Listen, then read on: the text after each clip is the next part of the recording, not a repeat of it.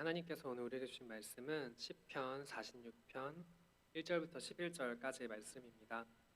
우리 한 절씩 교독하여서 읽고 마지막 11절은 함께 합독하여서 읽도록 하겠습니다. 제가 먼저 읽도록 하겠습니다. 하나님은 우리의 피난처시오 힘이시니 환난 중에 만날 큰 도움이시라.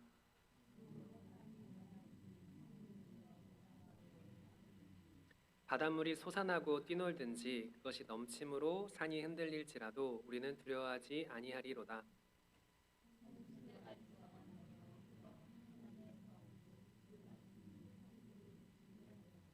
하나님이 그 성중에 계심에 성이 흔들리지 아니할 것이라. 새벽에 하나님이 도우시리로다.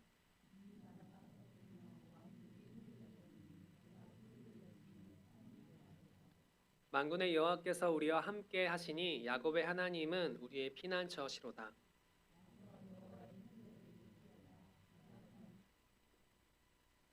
그가 땅끝까지 전쟁을 쉬게 하시며 활을 꺾고 창을 끊으며 수레를 불사르시는도다.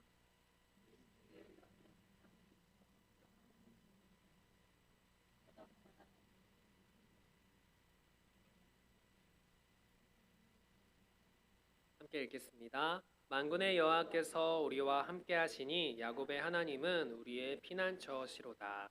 아멘. 네, 성도 여러분, 말씀을 나누기 전에 우리가 잠시 상상력을 조금 발휘해 보면서 말씀을 나누려고 하는데요. 어떤 분은 눈을 감아야지 이제 상상력이 잘 발휘되는 분들도 있겠고, 또 어떤 분들은 나는 눈을 안 감아도 나는 자연스럽게 머릿속에 잘 떠오른다. 이렇게 하시는 분들은 눈을 안 감으셔도 괜찮습니다. 하나의 장면을 떠올려 보며 우리가 함께 말씀을 나누려고 하는데요. 우리가 폭우가 쏟아지는 칠흑 같은 밤에 낯선 고빗길을 달리는 자동차 안에 있다라고 우리가 상상을 해봅시다. 노면은 거칠고 길은 꼬불꼬불 좌우로 왔다 갔다 합니다. 차는 덜컹거리고 앞은 거의 보이지 않습니다. 시야는 어둡고 차가 흔들리는데 나는 그 차를 이렇게 운전을 하고 있는 거죠. 여러분, 그때 나는 어떻게 할까요? 나는 본능적으로 운전대를 부서져라 꽉 움켜쥘 수밖에 없을 겁니다. 왜냐하면 조금이라도 미끄러지게 되었을 때 내가 운전대를 잡지 않고 있다면, 꽉 잡고 있지 않다면 곧바로 어딘가에 부딪힐 것을 우리가 상상해 볼 수 있기 때문에 그렇습니다. 그때 내 손을 보면 손가락이 하얗게 질릴 정도로 꽉 세게, 내가 통제할 수 없을 정도로 세게 쥐어진 것을 보게 됩니다. 내 힘으로 이 운전대를 통제해야만 한다고 나는 생각하고 있습니다. 왜냐하면 나는 그렇게 해야지 살 수 있다고 믿기 때문에 그렇습니다. 다시 장면을 바꾸어 보도록 하겠습니다. 이제 나는 해변에 왔습니다. 그런데 저기 멀리 바다에 빠진 사람이 보입니다. 그 사람 주변에 아무도 없고 나도 당장 그 사람을 도울 수가 없습니다. 급하게 전화기를 찾으면서 112에 신고를 해야 되나 119에 신고를 해야 되나 막 고민을 하고 있는데, 그렇게 뒤적거리면서 그 사람을 쳐다보는 중에 그 사람이 어떻게 하고 있는지를 쳐다보게 되는 것입니다. 그 사람은 살기 위해서 허우적 거리면서 첨벙첨벙 물장구를 치게 됩니다. 그냥 바다에서 노는 것과 다릅니다. 이 사람은 살기 위해 자기가 할 수 있는 최선의 힘을 다 써서 그 바다에서 빠져나오기 위해서 애쓰고 있는데, 이 사람이 제대로 된 수영을 배운 적이 없는 사람인지 이 물장구를 치면 칠수록 갈수록 더 깊이 있게 빠져드는 것만 바라보게 됩니다. 그 사람은 숨이 턱 밑까지 차오르는지 숨을 헐떡헐떡 거리며 점차 몸의 발버둥이 줄어드는 것 같은 느낌이 듭니다. 여러분, 사실은 이것이 바로 오늘날 우리가 살아가는 모습 중에 한 모습이라는 생각을 하게 됩니다. 사실 우리는 모두가 차마 다른 사람들에게 말할 수는 없지만 많은 어려움을 겪습니다. 어떤 분들은 사실 내 주머니에, 내 통장 잔고에 내가 이 돈을 가지고 어떻게 생활을 해야 될까 하루하루 고심하고, 또 어떻게 내가 이 돈을 가지고 다른 어떤 뭔가 새로운 것들을 마련해야 될까라는 어떤 고민 속에서 살아가는 분이 있습니다. 그리고 또 어떤 때는 자녀들과의 관계나 가족 간의 관계가 좋지 못한 것을 발견하게 됩니다. 때때로 그 자녀들을 볼 때면 아, 정말 내 자녀가 맞나? 어떻게 이럴 수가 있지? 나랑 안 닮은 것 같은데? 아니면 닮았지만 어떻게 이럴 수 있지라는 생각이 들 정도로 내 말을 전혀 듣지도 않는 그런 자녀들도 사실은 있게 됩니다. 그리고 나의 몸은 하루가 다르게 약해지고 또 노쇠해져서 아니 이게 진짜 내 몸이 맞나? 내 몸이 어떻게 이렇게 내 말을 안 들을 수가 있지? 라는 생각을 하게 되기도 합니다. 그리고 때때로 많은 일들 속에서 우리는 병에 걸리게 됩니다. 젊을 때는 그 병이 금방금방 낫고 병원 안 가도 되지 뭐. 이 정도면은 그냥 약 조금 먹고 있으면 나을 거야라고 생각을 하게 되는데 점점 병원을 가지 않으면 정말 큰일 나겠구나 하는 일들이 우리 삶 속에서 계속 반복된다라는 것입니다. 근데 나는 어떻게 하고 있나요? 이 삶 속에서 나는 이 모든 것을 내가 다 통제해야 해.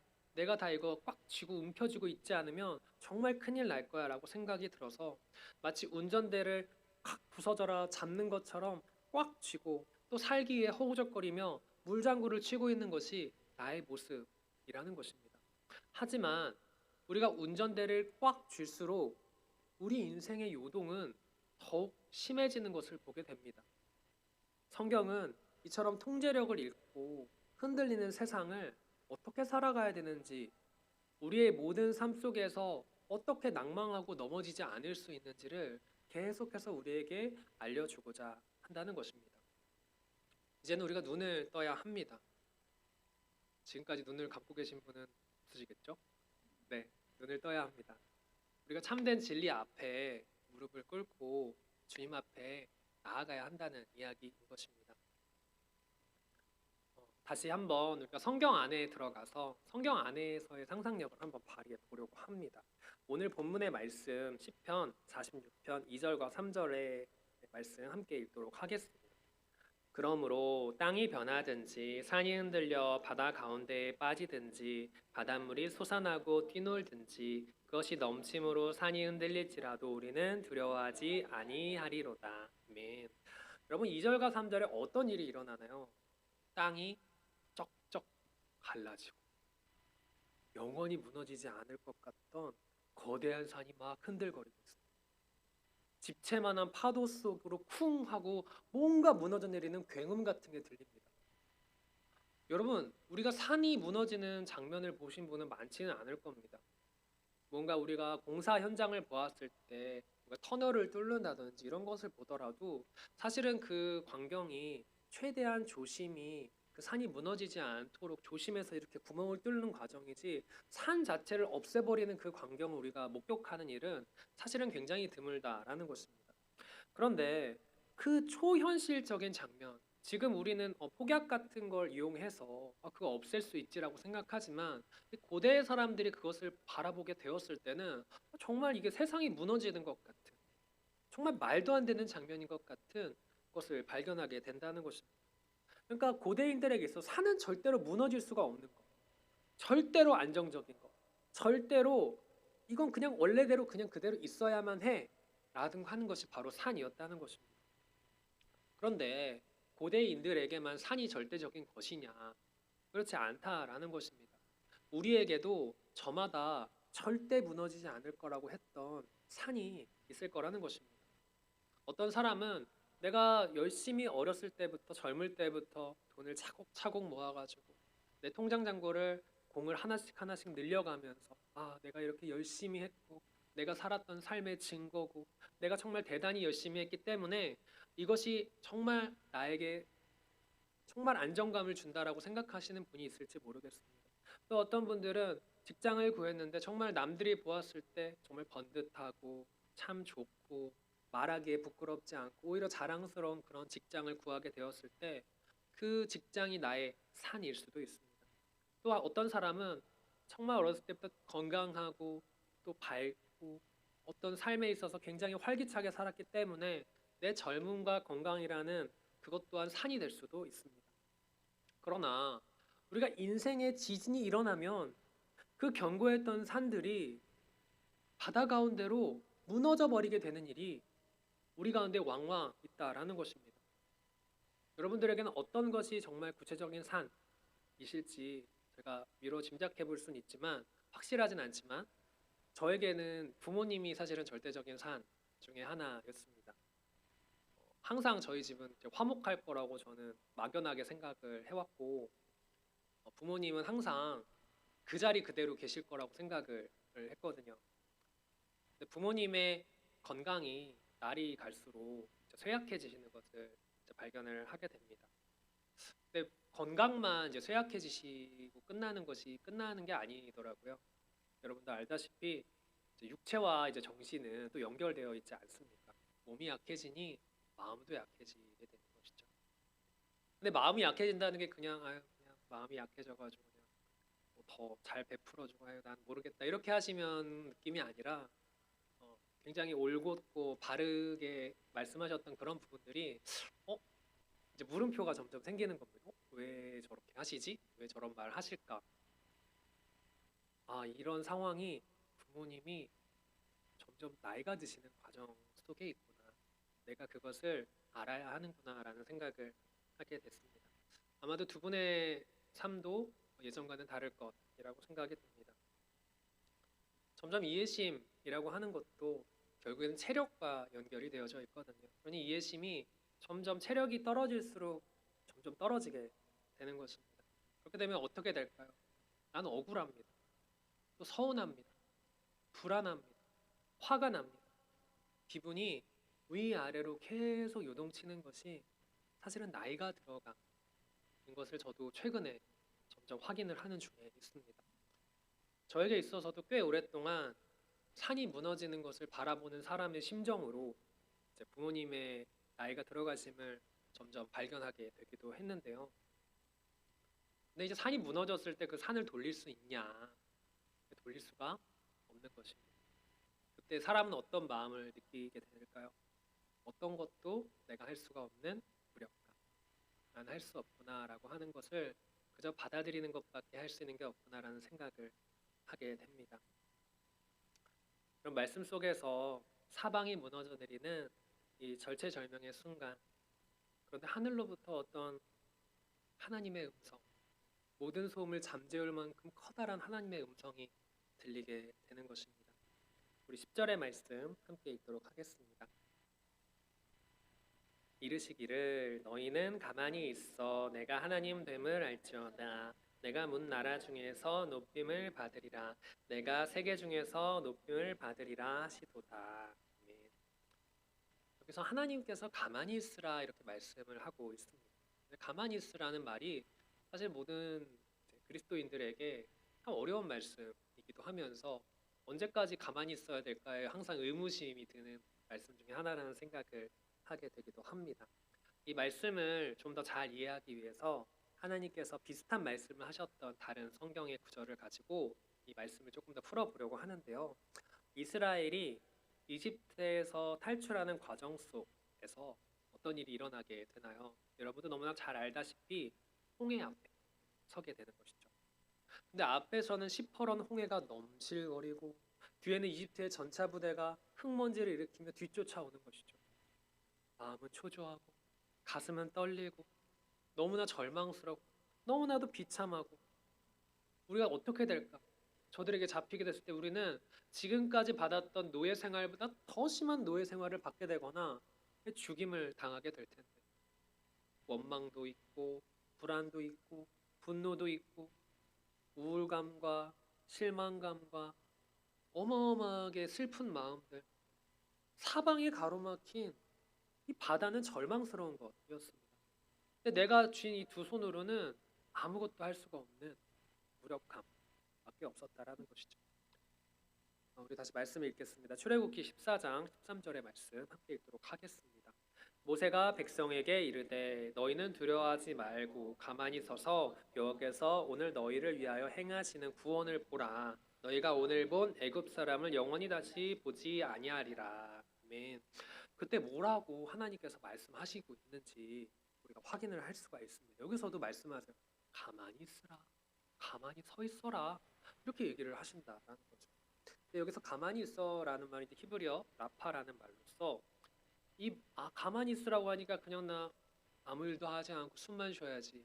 그냥 이런 것이 아니라는 것입니다.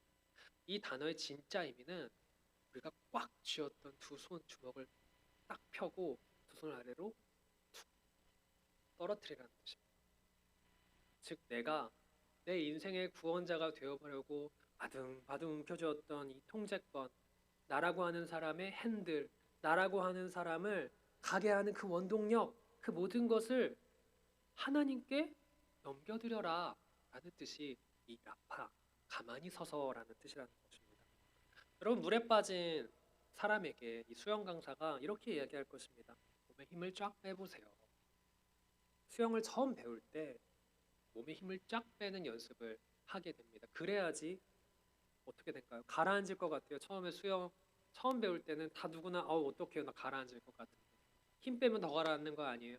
이렇게 생각을 하게 되는데 여러분 너무 잘 알다시피 힘을 빼는 순간 몸이 물 위로 이렇게 슥 올라가는 것을 발견하게 됩니다.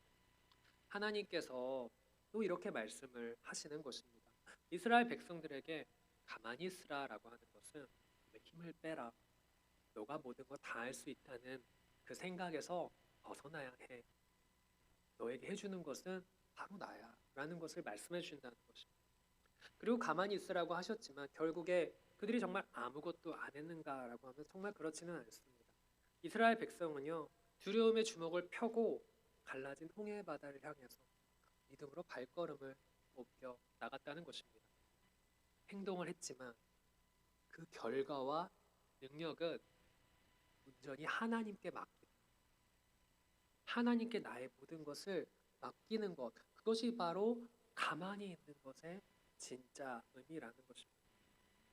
그럼 내가 모든 것을 할 수 있다는 생각을 버리고 두 손에 힘을 툭 뺄 때 나는 어떤 탄력감을 느끼고 있을 이 순간에 우리의 일상에는 어떤 은혜의 장면이 펼쳐지게 될까요?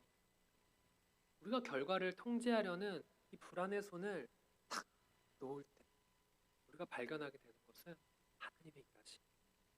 하나님이 지금 일하시고 계시고 나를 위해 애쓰고 계시구나.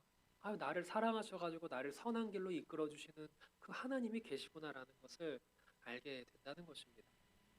여러분, 우리는 여전히 숨을 쉬어야 살 것입니다. 밥을 먹을 것입니다. 누군가는 공부를 할 것이고 누군가는 직장에 나갑니다. 다른 사람들과 똑같은 모습을 우리도 계속해서 살아갑니다. 근데 그렇게 살아가면 그리스도인이 아니게 되는 것입니까? 그렇지는 않습니다. 별로 다를 것 없는 것처럼 보이는 하나님을 믿지 않는 사람과 하나님을 믿는 사람은 질적으로 완전히 다른 삶을 살고 있다는 것입니다. 내가 살려고 허우적거리는 것이 아니라 나를 사랑하시는 하나님의 선하심 위에서 나는 사실 수영을 하고 있는 것이기 때문에 그렇습니다. 나는 물에 빠진 사람이 아닙니다. 나는 발버둥 치면서 여기서 벗어나기 위해서 애쓰면서 하루하루 진짜 오늘도 너무나 힘들고 나는 고생했고 나는 비참하고 나는 불안하고 오늘 하루 버티는 거 나 힘들고 너무 지쳐. 그런 삶을 사는 게 아니라 하나님의 선하심이 나 안에 있구나. 하나님의 일하심이 있구나. 하나님은 어떻게 일하실까? 하나님은 오늘도 나에게 이렇게 일하시는데 이게 참 너무 감동적이다. 나를 위해서 이렇게까지 하시다니. 이런 것을 발견하게 됐을 때 사람은 하루하루 버티는 게 아닌 것입니다. 오히려 그 하루하루 하나님의 또 일하심을 발견하게 되는 기쁨의 순간, 감사의 순간, 그런 것이 내 삶의 감격이 되는 순간이 된다는 것입니다. 여러분, 이미 인생의 여러 구간을 거쳐오신 우리 성도님들께서는 시험 성적이라든지 취업이라든지 이런 모든 것이 나의 일생을 모두 결정하는 거야. 나의 인생에 그거 안 하면 내 인생 끝장나는 거, 이렇게 생각하시는 분은 많이 없을 것입니다. 그러나 젊은 청년들은요, 시험 성적과 취업 항상 이제 걱정하고 불안해하는 것이죠. 특별히 요즘 같은 불경기나 경제적인 위기 속에서 사실 이제 불안할 수밖에 없는 것이 사실이기도 합니다. 그러나 내 인생을 결정하는 것은 두려워하여 운전대를 꽉 쥐어 하얗게 되어버린 내 손이 아닌 것입니다. 물론 최선을 다해서 내 삶을 사는 그것은 분명히 필요한 일이지만 내 인생의 결과를 나를 사랑하시는 하나님께 달려있음을 믿는 것이 바로 우리가 주님 안에서 주님의 선하심 속에서 발버둥 치면서 빠져나오기 위해 애쓰는 것이 아니라 주님의 일하심을 발견하고 수용하는 것이라는 것입니다. 그러면 나는 어떤 현상에도 일희일비하지 않게 되는 것입니다. 어떤 현상에 난 이거 안 됐으니까 내 인생 망했어. 아유, 이렇게 말도 안 되는 일이 일어나다니 나는 이제 내 인생은 이제 끝났어. 이런 생각을 하는 것이 아니라 이런 일 속에서 하나님은 어떻게 일하실까? 이 사람이 나를 이렇게 괴롭게 하는데 근데 그냥 이렇게 괴롭고 끝날까? 아닌데 뭔가 좀 다른 뭔가가 있을 것 같아. 이런 생각을 하면서 살면 누가 나를 툭 하고 쳐도 기분 나쁘고 저 사람 왜 저래 이런 생각을 하는 게 아니라 저 사람이 왜 나를 툭 치고 지나갔을까? 라는 생각이 그냥 기분 나쁘게 끝나는 일이 아니게 되는 것입니다. 그럼 바로 내가 평화를 누리는 것, 평안 속에서 살게 되는 것은 이러한 진리 속에 거할 때라는 것입니다. 여러분, 시험 성적과 취업이 지나갔지만 여전히 내 품 안에 있는 자녀들, 해결되지 않은 노후의 불안은요, 사실 나를 힘들게 할 수밖에 없어요. 그러나 앞서 청년들이 겪었던 그 불안처럼 사실 나도 이 모든 것을 통제할 수만은 없다는 것을 우리가 고백하는 것입니다. 그렇기 때문에 모든 것이 지나갔을 때 아무것도 아니었구나라고 생각되어지는 우리의 마음이 있다면 다시 한번 하얗게 질린 두 손을 이렇게 툭 하고 내려놓으시기를 바란다는 것입니다. 내가 모든 거 할 수 있다는 것은요 아주 큰 착각이지 않습니까? 그리고 지금까지 내가 착각했음을 깨닫고 내려놓을 수 있는 것은 정말 대단한 용기라는 것입니다. 근데 그 용기가 나를 어떻게 하죠? 겸손케 한다는 것입니다. 내가 모든 거 할 수 없다는 것을 난 여태까지만 그렇게 살았는데 이제는 내가 그렇게 하지 못하는 존재라는 걸 알아. 그러니 겸손하게 살아야지. 하나님께서 하시는 일은 여러분 우리 교회는 성결교회입니다. 성결교회는 무엇보다도 이제 성결을 강조하는 교회인 것인데 성결이 무엇이겠습니까? 내 힘으로 완벽해지려는 발버둥이 아니라 성령님께 내 인생의 통치권을 완전히 맡겨드리는 거룩한 내려놓음이 바로 성결이지 않겠냐는 것입니다. 여러분 세상의 산이 무너질 수 있듯이 우리도 각자의 산은 언제든지 무너질 수가 있는 것입니다. 여러분의 산은 무엇인가요? 건강할 때는 언제까지 건강할 것 같고 젊을 때는 언제까지 젊을 것 같고 통장 잔고가 괜찮을 때는 안정적이며 번듯한 직장은 나의 좋은 자랑거리입니다. 그러나 그 견고했던 모든 것들은 절대로 무너지지 않을 것들인가요? 아닙니다. 우리는 언제든지 아플 수 있고 계속해서 나이를 먹어가고 세상의 상황에 따라 통장과 직장의 상황은 언제나 변할 수 있는 것입니다. 그러니 여러분 영원한 하나님 나라를 위해 살아가시기를 바랍니다. 영원한 한이의 말씀으로 살아가기를 바랍니다. 나를 사랑하시는 분께 두 손의 힘을 쫙 빼고 하나님께서 주시는 은혜 속에서 살아보시라는 것입니다. 여러분 11절에서도 말씀하고 있습니다. 만군의 여호와가 함께 하신다. 그분만이 우리의 피난처 되어 주신다라고 말입니다. 여러분 영원하지 않은 현재의 삶에 매몰되지 않으시기를 바랍니다. 우리는 영혼을 바라보는 사람들이지 않습니까? 우리의 참된 왕 되시며 구원자 되시는 예수 그리스도께서 다시 오시는 그날 하나님이 주실 영광의 미래를 바라보며 나아간다면 오늘 이 폭풍 속에서도 평안히 미소 지을 수 있다는 것입니다. 이번 한 주간 염려의 두 손을 툭 내려놓고 나를 위해 일하시는 하나님을 바라보며 평안의 승리자들 되시기를 간절히 바라고 소망합니다.